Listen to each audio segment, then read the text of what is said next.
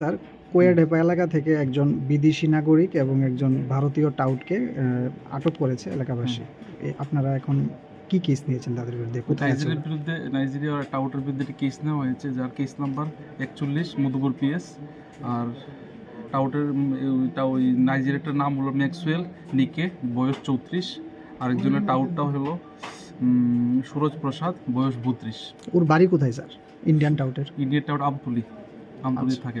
উনি এই যে নাইজেরিয়ানটা, উনি কি বাংলাদেশ থেকে ইন্ডিয়াতে আসছিল নাকি ইন্ডিয়া থেকে বাংলাদেশ? ইন্ডিয়া থেকে বাংলাদেশ যাচ্ছিল।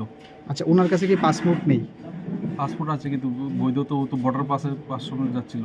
আচ্ছা আচ্ছা আচ্ছা, ঠিক আছে স্যার।